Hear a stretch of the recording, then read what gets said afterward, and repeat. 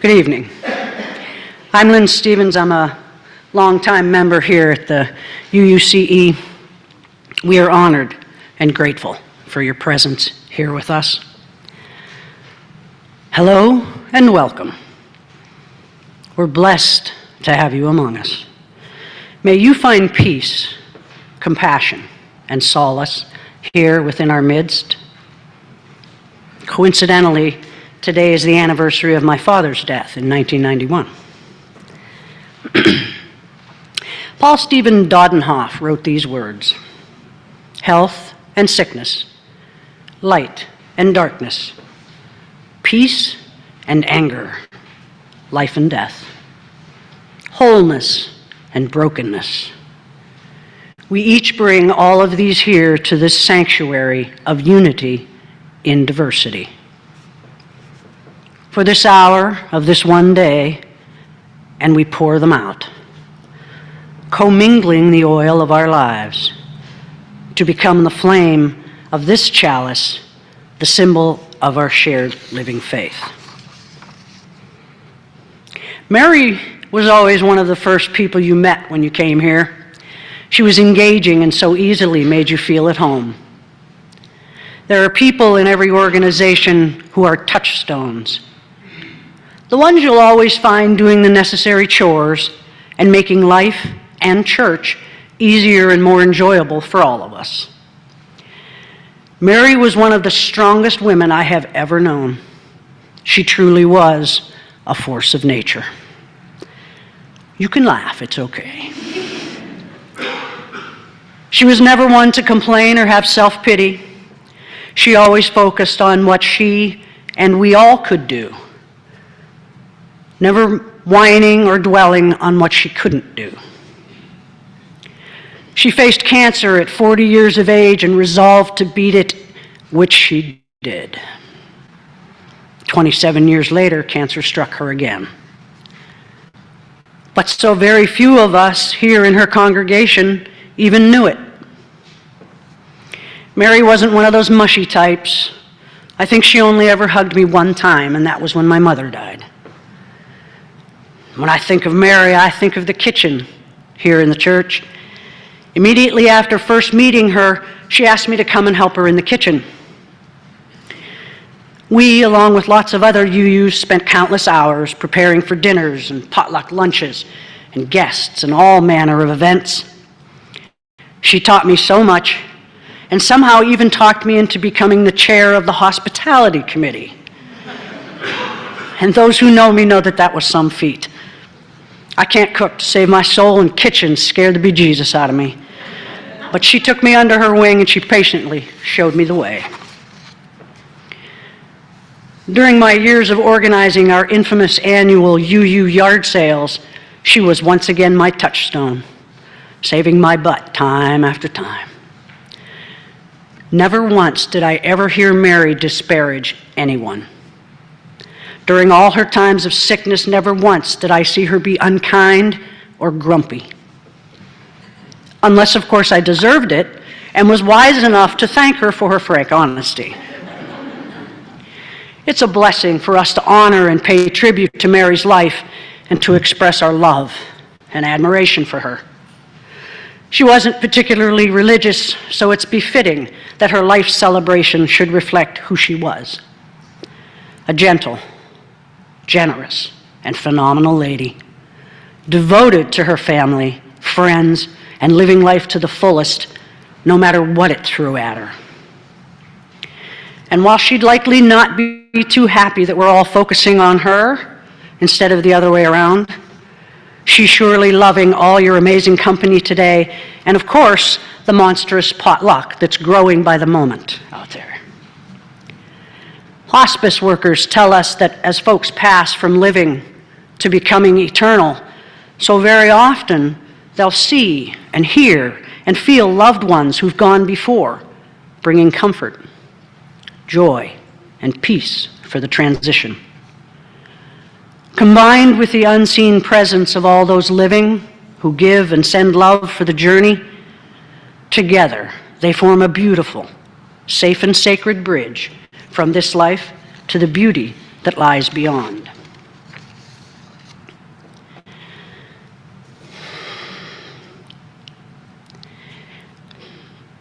Dear friends, I go, but do not weep. I've lived my life so full, so deep. Throughout my life I gave my best. I earned my keep, and I've earned my rest. I never tried to be great or grand. I tried to be a helping hand. If I helped in a team, if I helped on my own, I was more than repaid by the good friends I have known. And if I went the extra mile, I did it with pleasure.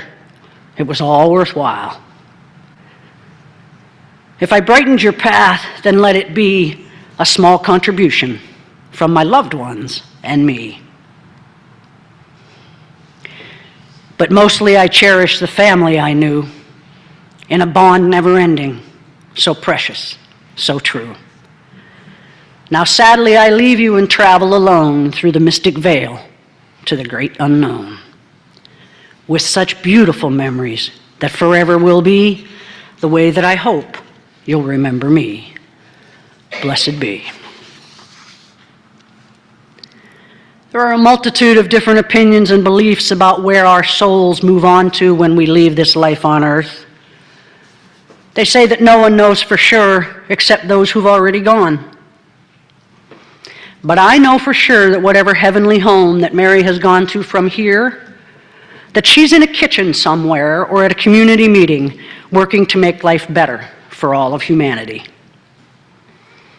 Mary never really espoused her religious beliefs to me, but she was a beautiful, living example of Unitarian Universalism.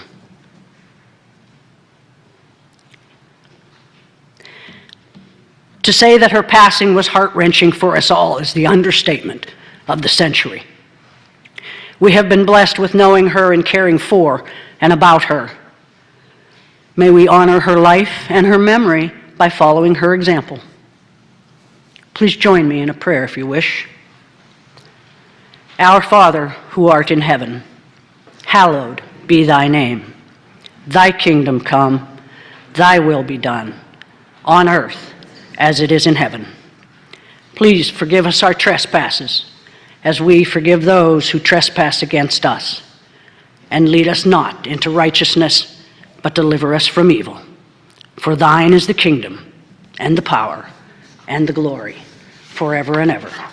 Amen. Thank you. Do not stand at my grave and weep. I am not there. I do not sleep. I am 1,000 winds that blow. I am the diamond glints on snow. I am the sunlight on ripened grain. I am the gentle autumn rain. When you awaken in the morning's hush, I am the swift, uplifting rush of quiet birds in circling flight. I am the soft star that shines at night. Do not stand at my grave and cry. I am not there. I did not die.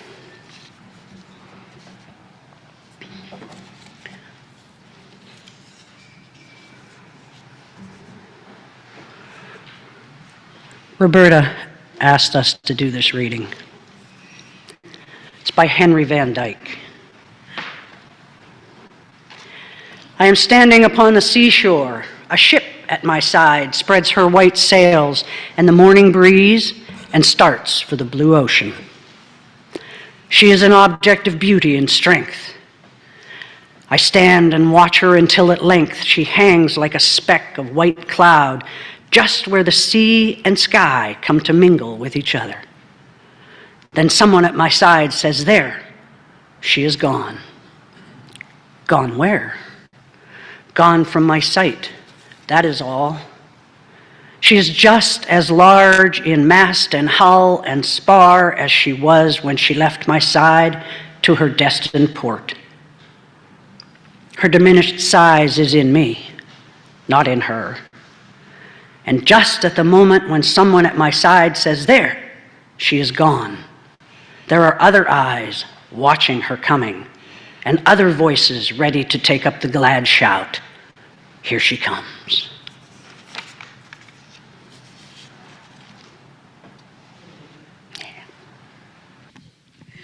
Can everybody hear me? This is, first off, Mary is a very dear friend of mine, and like everyone said about the kitchen, I worked with her in the kitchen for years, and the garage sale, and we just became very good friends, and I miss her dearly. Again, my name's Roberta McCall. I'm going to read this 4 candles release ritual.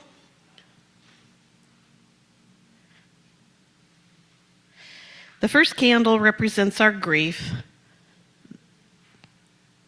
The pain of losing you is intense. It reminds us of the depth of our love for you. The second candle represents our courage to confront our sorrow, to comfort each other, to change our lives. The third candle,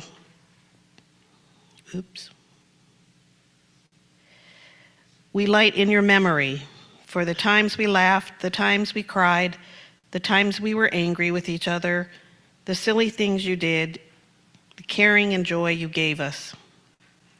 And then the fourth candle, there you go, thanks. This fourth candle we light for our love. We light this candle that your light will always shine. As we share this night of remembrance with our family and friends, we cherish the special place in our hearts that will always be reserved for you. We thank you for the gift your living brought to each of us. We love you, we remember you. And now I'd like to give a reading from author Ruth Burgess. Into the freedom of wind and sunshine, we let you go. Into the dance of the stars and planets, we let you go. Into the wind's breath and hands of the star maker, we let you go. We love you, we miss you, we want you to be happy. Go safely, go dancing, go running home. Oh, you want me to take that?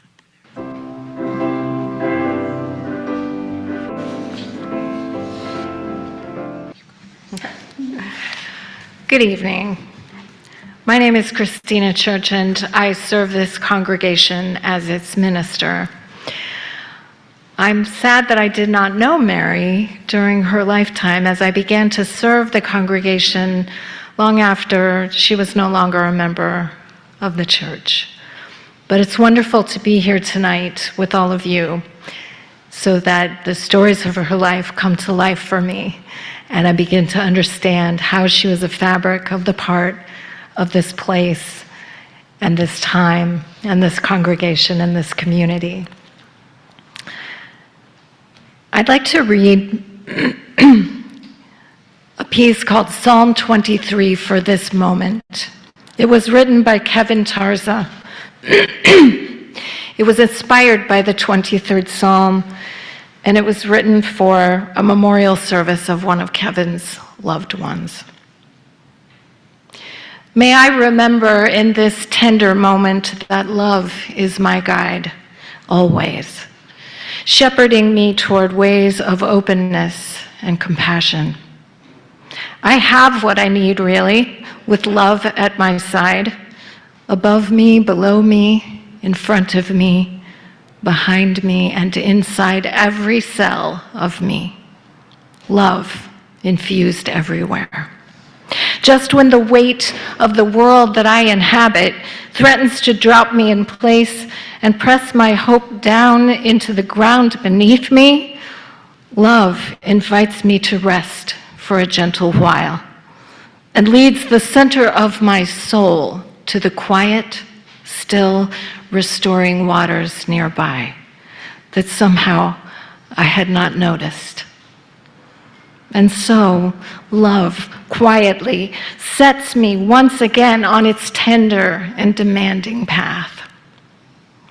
Even when the walls close around me and the cries of death echo through untold corners, gripping my heart with fear and sadness, I know that all will be well, that I will be well when love whispers near to me and glints at the corner of my eye and rests with gentle and persistent invitation upon my shoulders.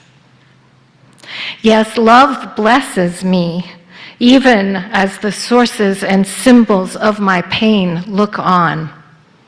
Love blesses me from its infinite well, and I turn and notice that goodness and kindness and grace follow me everywhere, everywhere I go. I live in a house of love, love that will not let me go. I live in a house of love, and I always will. And Mary always will. Amen.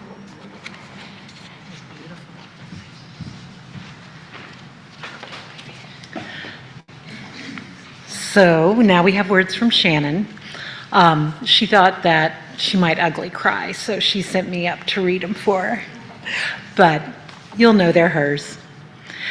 As a kid, and even into young adulthood, my mom was my hero. She was always there for me, and she was always rational. I remember her telling me that one of the greatest gifts that a parent can give their children is boring predictability. I remember wondering what she meant. I asked her, "What do you mean?" Mom didn't mind questions. She even enjoyed them. She appreciated that I listened to her words of wisdom. She then explained that boring predictability meant every day I would know what was happening and when. My mother was grounded. My mother was stable. My mother was boring. I always knew what would happen to me if I misbehaved.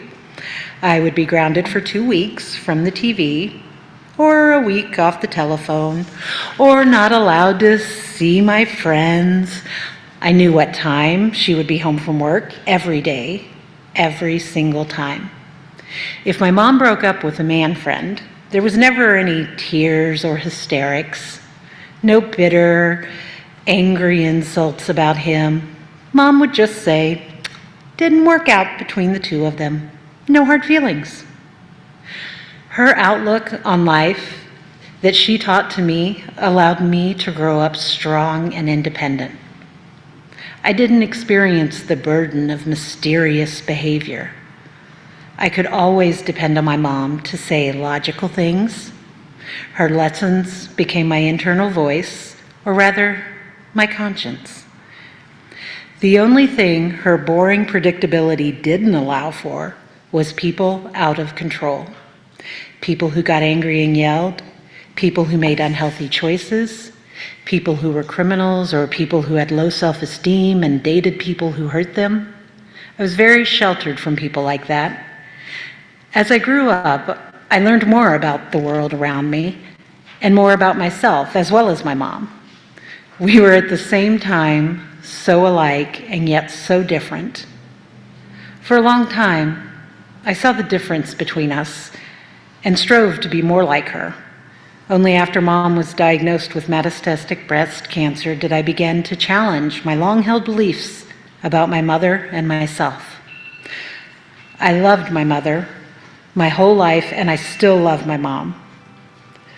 But I opened a dialogue with my mother as often as I could as she lived with cancer, and I am so glad that I did. I learned quite a bit about my mom. My mom had me at such a young age, and I always felt that I kept her from doing something else with her life, something incredible possibly. I felt some guilt about that sometimes. But Mom shared with me she didn't have any grand plans for her life. Having me, though, gave her plans. She adored being a mother. It became her #1 priority. Learning that and then some other things afforded me the opportunity to see my mother in a whole new light. She lived the life she wanted. She wanted a family, and she had one. Mom spent much of her life doing what she wanted and what she found to be important. My mom was also very passionate about women's issues of equality, issues of race or multiculturalism, and the LGBTQIA issues. Mom was not a complainer. If Mom saw an injustice, she would get involved. She wasn't someone who would attack the Capitol. She was the kind of citizen who would work to change the way society perceived an issue. Now, I could talk forever and a day about my mother, but I will spare you, and because I want to hear from all of you some awesome stories of my mom. I guess I'm next.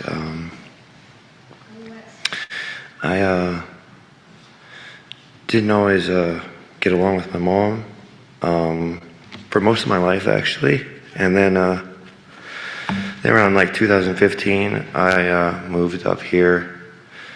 I moved back here.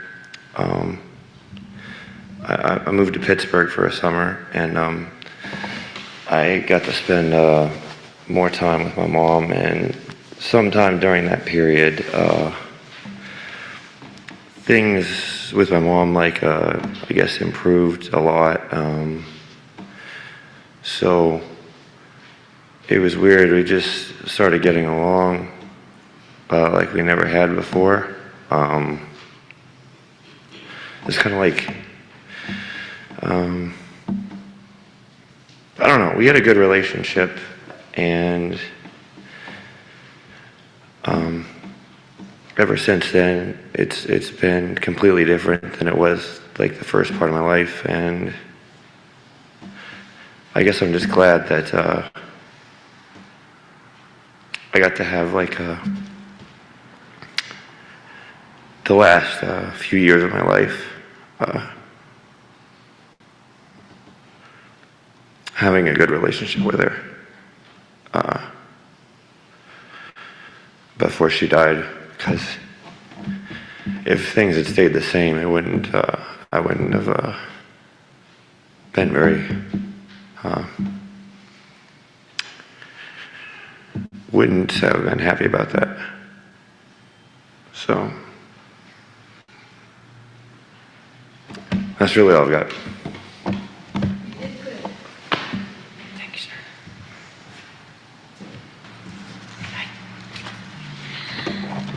Hello, everybody. My name is Jane Johnson, and just so you know, we're not going to have any social justice movements today. Shannon put me on the program to do social justice, so there's no banner going to come down. We're not going to, have a big movement, but she wanted me to talk about Mary, and one of the things that was so much a part of her life was social justice. I don't really feel like I'm the person to talk about social justice. There's a whole crew of people sitting back here that are probably way more qualified to talk about social justice than I am. In fact, some of them said, "You're talking about social justice?" But we're going to give it a try. So I really feel honored, though, to honor my friend. Let me figure out where I start here. So when you get up and have to, when you're asked to talk about your friend, first thing you think of is, how did I meet her? When did I meet Mary? How did I first get to know her? I have no idea when I first met Mary. She was one of those people that has just been a part of my life since right after I got married, and I'm celebrating my 27th wedding anniversary this year. She slowly came into my life through social justice and became so much more than a partner with me with social justice and the rest of the crew that's here with us today. She became a friend, a confidant. She took care of my mother for me when she was at the end of her life, along with her daughter, along with Shannon. But one of the key things is social justice for Mary. And so how I did get to know her is that long before I came along in 1992, the Ku Klux Klan decided they wanted to come to Erie and do some recruiting. And the story goes that she approached one of the local ministers and said, "We need to do something about that." So a crew of them put a festival together. I found the flyer. I think there was just a handful of them, and took on the Klan as far as having a anti-Klan rally at that time. And from that meeting grew Citizens Against Racism in Erie. And she was one of the founding members of CARE, we called it. So some of you, I know all of you there are some of you here that were also founding members of that, but Mary was one of those. I think it took a hiatus for a while. Then that Klan decided to come back in 1997 and wanted to rally on did rally on the Erie County Courthouse steps. And so once again, Mary was instrumental in saying we need to do something about that. There were more people that were also activists with this.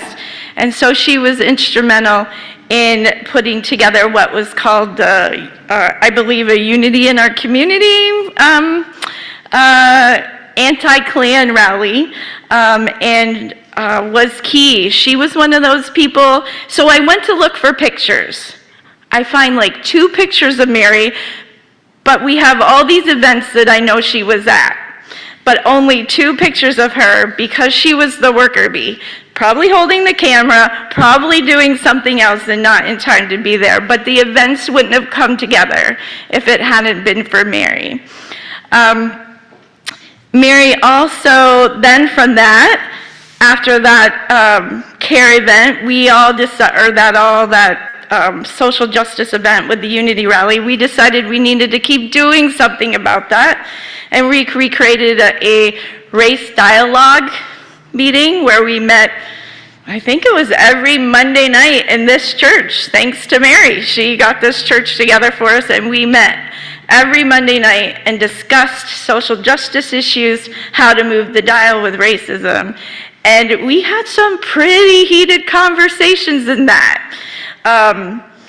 And we had some good speakers and we moved the dial, but one of the things that was part of that was at Mary's heart, which was already mentioned by Shannon, was feminism. She was a woman true and true, and she taught me a lot about that.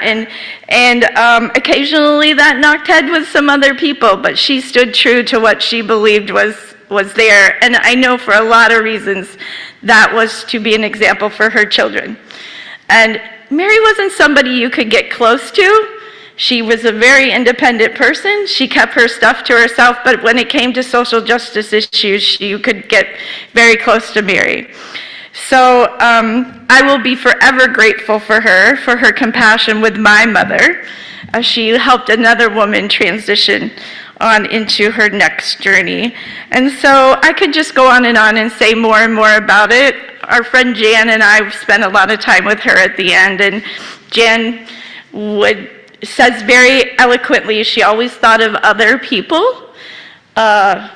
She did things like brought veggie burgers for the people who were vegetarians, made sure that she was always the one telling us that we needed handicap accessibility. She was the one reminding us about, it had to be neutral for faith and all of that. She kept our conscience there, and so we're grateful for that, for Mary.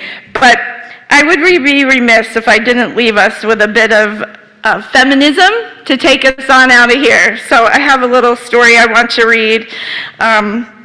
And we'll end with that. So, bear with me. This is God created woman. When God created woman, he was working late on the 6th day. An angel came by and asked, "Why spend so much time on her?"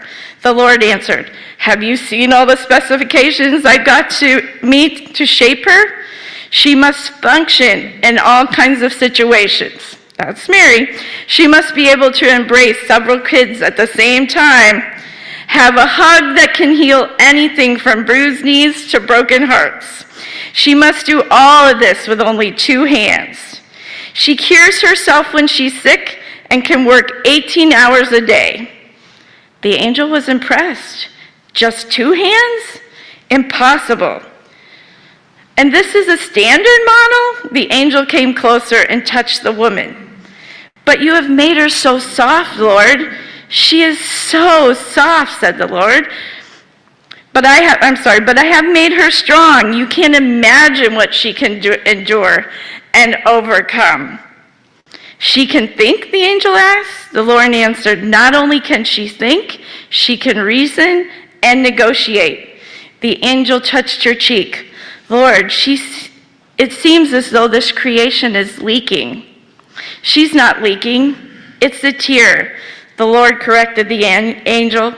What is it for? Asked the angel. The Lord said, tears are her ways of expressing her grief, her doubts, her love, her loneliness, her suffering, and her pride. This made a big impression on the angel. Lord, you are a genius. You thought of everything. A woman is indeed marvelous. She has the strength that amazes a man. She can handle trouble and carry heavy burdens. She holds happiness, love, and opinions. She smiles when she feels like screaming. She sings when she feels like crying. She cries when she's happy, and she laughs when she's afraid. She fights for what she believes in. Her love is unconditional. Her heart is broken when the next of kin or a friend dies, but she finds strength to get on with her life. The angel asks, so she is a perfect being? The Lord replied, no.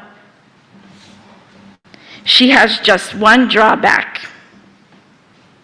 She often forgets what she is worth.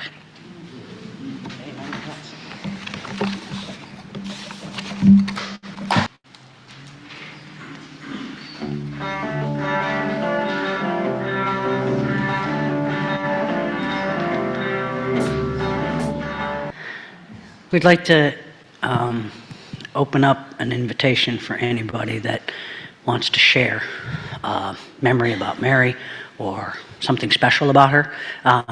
Howard has a handheld mic back there, and if you need something to lean on, you can come up here. Or there's the other freestanding mic there in front of Mary's picture that you're welcome to use. So I met Mary through Shannon, actually, and when I was running the foster care program that Mary became a foster parent with. And one of the first times we met, it was a probably 5-hour interview in which Mary said more in that interview than she probably said the next 20 some odd years I knew her. I got to find out all about her family, her upbringing, her history, everyone she ever had a significant relationship with. It just went on because there were all kinds of questions. Little did I know that that was like really nifty knowledge for me to have, because she wasn't that open. She was Mary. She was constant, she was stable, she was amazing, she was peaceful, she was worker bee. That was a beautiful way to put it. One of the things that we discussed in child rearing and things like that for foster kids, and what kind of discipline you'd have, she gave an example that I've used throughout my 20 plus years of counseling. In fact, I just used it like 4 months ago with a family.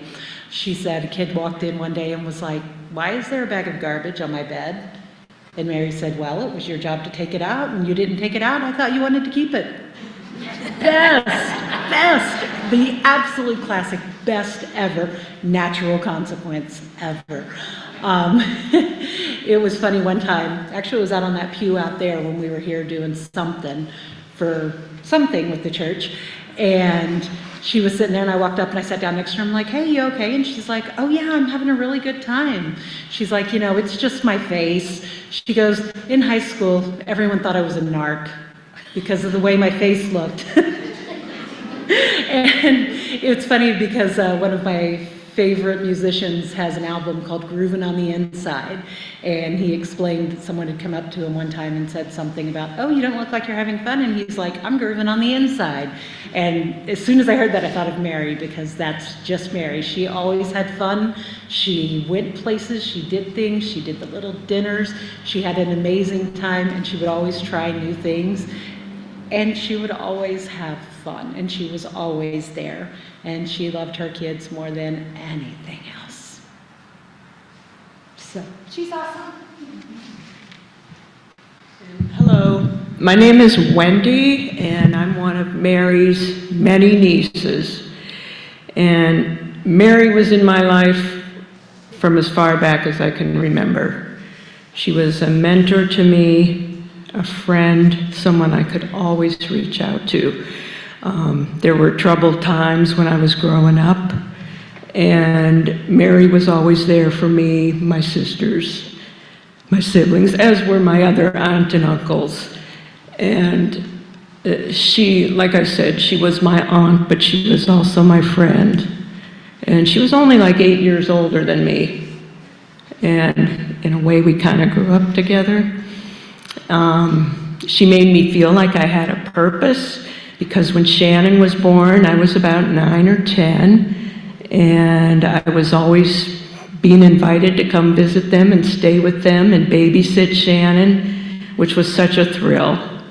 And then later on, I got the opportunity to leave Erie and move to Colorado, where Mary and Shannon were at that time, and my Uncle Ron and Aunt Sally.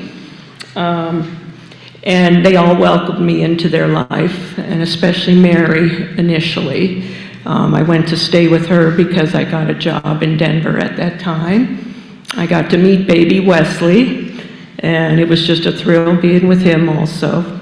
I remember taking you out in the stroller, and we'd go see all the dogs in the neighborhood, and you were just thrilled with dogs and animals. And we had such fun times in Denver. I was working there, as was Mary, but on weekends and evenings we'd have fun just going out on the town. It was just a wonderful experience. And I know there's been a lot of readings this evening. One of my favorite poems, it made me think of Mary, because I feel like she really embodied this in her life, and I would just like to read it. It's a poem by Tecumseh, a Native American chief, and it's called "Live Your Life." Live your life that the fear of death can never enter your heart. And that's how I saw Mary. Trouble no one about their religion, respect others in their view, and demand that they respect yours. Love your life, perfect your life. Beautify all things in your life. Seek to make your life long in its purpose in the service of your people. Prepare a noble death song for the day when you go over the great divide. And always give a word or a sign of salute when meeting or passing a friend, even a stranger, when in a lonely place. Show respect to all people and grovel to none. When you arise in the morning, give thanks for the food and for the joy of living. If you see no reason for giving thanks, the fault lies only in yourself. And I must tell myself that many times.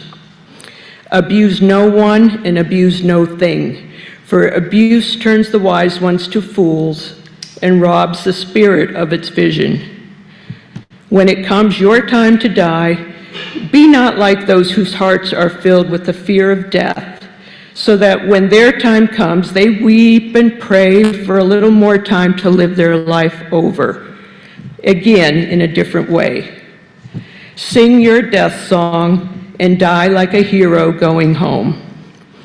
And that's how I see my Aunt Mary. Thank you.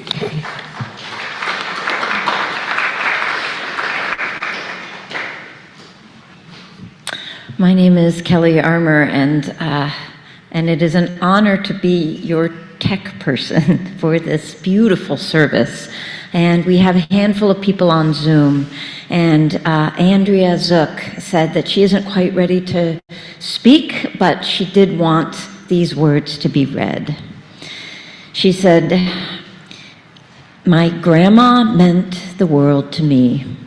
She knew I was gay and said it would always going to be okay. She never judged me. She is my world. I miss my grandma's game nights playing Pictionary. She is my hero, hands down, and I know she will always listen when I need her, and she will forever be my rock." Thank you, Andrea. When I was first introduced to the Zuck family, I am a sister-in-law of Mary's, and this is Ron, her brother. The first thing I learned about Mary was that when she was small, she would go out and eat the dogs' food. They fed the dogs scraps from the table, and Mary, as a little girl, would go out and eat Dart's food. And that's all I want to say. Made her so tough.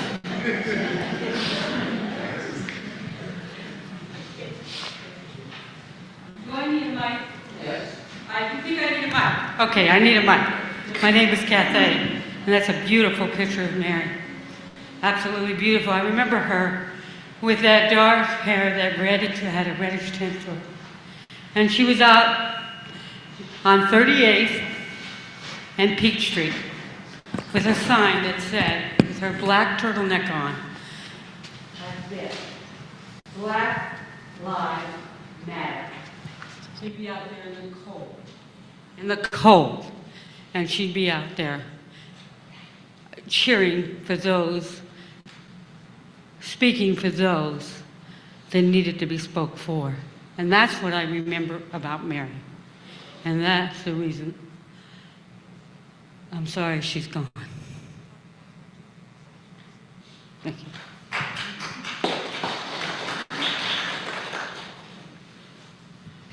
My name is Tacey, and I've known Mary for at least 20 years.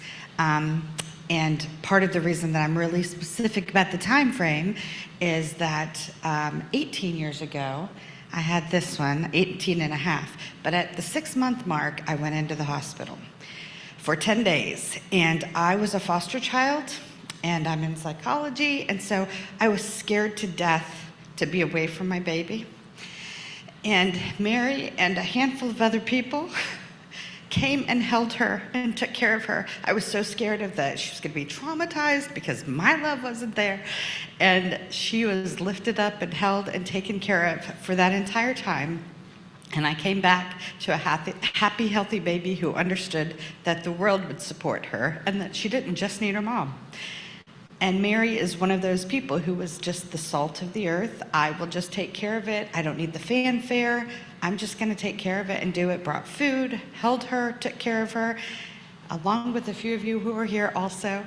And she's now 18 and a half years old, and she's fine.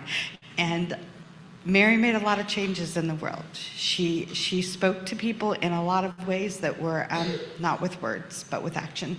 And that's something always that we are looking at in our society nowadays is like, do your words follow your action?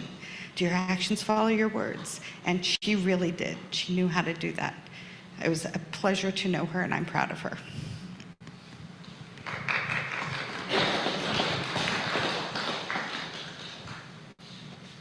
I'm going to be able to do this.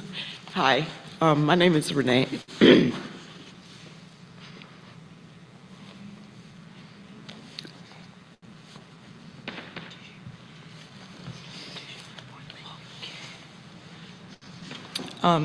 I met Mary through Shannon. We went to school together, Shannon and I. So I had known Mary for quite a long time.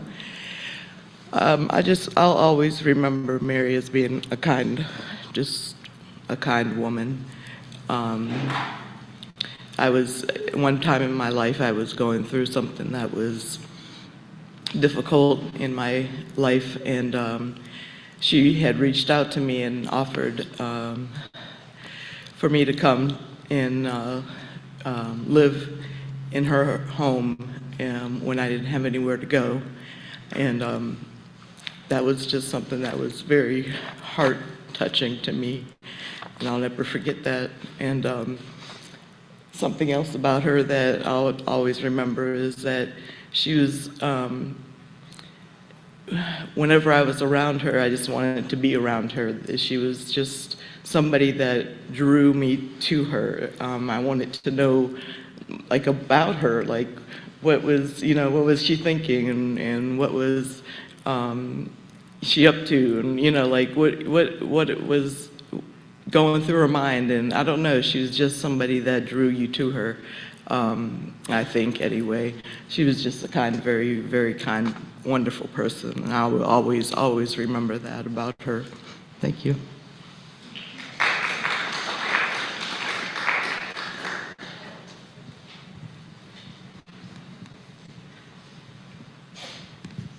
Hi, I'm Elaine. I'm one of Mary's nieces, one of 5 siblings, so Wendy's my older sister. And I was with Mary shortly before she passed, and Shannon and I communicated pretty regularly during that time. But Shannon asked me for a couple words about Mary, and we aligned on everything except for her mother was witty. And she's like, what? You'll have to tell me about this. And then today I hear that she said her mother's boring. Well, as the niece of Mary's, Mary was not boring. And I will probably maybe get in trouble for this, but my father, her brother, was very stern, was not progressive. Well, Mary and her brother Richard bought my twin and I our first pair of Levi's.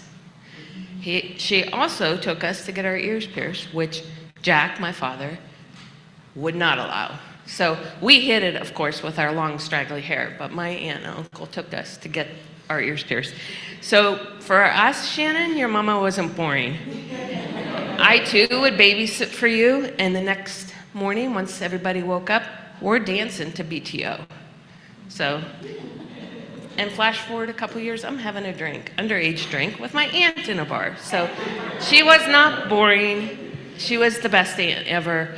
And like Wendy said, she was always there for us. We had a bit of dysfunction in our family. Mary was first on the scene most of the time. So, okay, here comes the tears. I'm the queen of ugly criers, Shannon, so I get that. But no, I babysat Shannon as a little baby. Generationally, my father was the oldest in the family of 8, and Mary was the youngest, so we had the privilege of seeing all the little babies. But Shannon was the most beautiful baby. Her mom would say it, but everybody would say, blonde curls, blue eyes. Then that boy came along, that striking dark curls all over. Beautiful babies, and I got to see a lot of that growing up. But Mary was very dear to me. She was my godmother. And I didn't find her boring. She and her brother next in line, Uncle Richard, turned us on to the best music ever.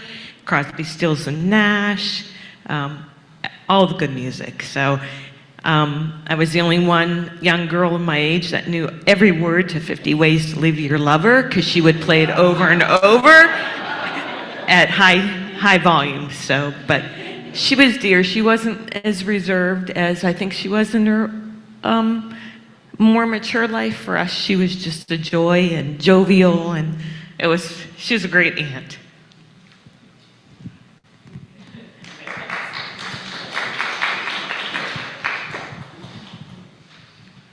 I might be able to control it if I don't make a long speech.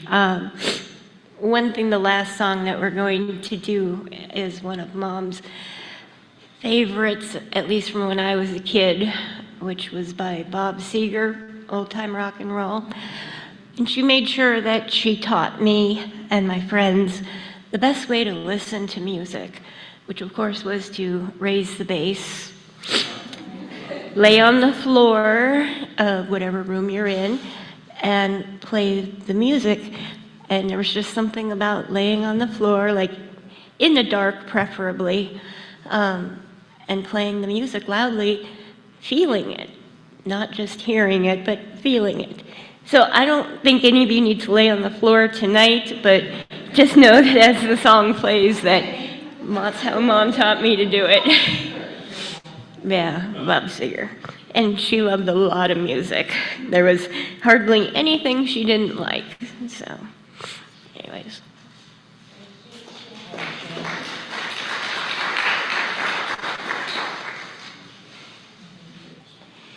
Hi, I'm Lynn. When I first came to this church, I thought Mary was a part of the building because she was always here. And she was keeping people fed and keeping people social and interacting. And she truly gave till it hurt. Now, I give till I get a hangnail. But I admire her so much that she had so much to give, and she was so willing. And even when it was hard. So I really miss her. It's not right without her. But how do we know? Someday I might see her again. I hope so.